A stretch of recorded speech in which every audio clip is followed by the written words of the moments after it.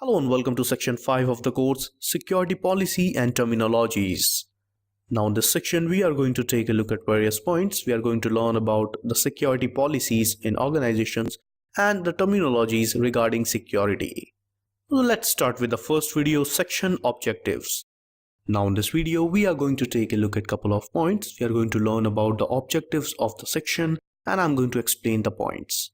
So let's talk about section objectives, or what we are going to learn here in this section. So first of all, we are going to learn about what is threat, risk and vulnerability, IOC, which is indicator of compromise, security triad, security policies in organizations, and the countermeasure and mitigation techniques from network attacks. So these are the points we are going to cover here in this section.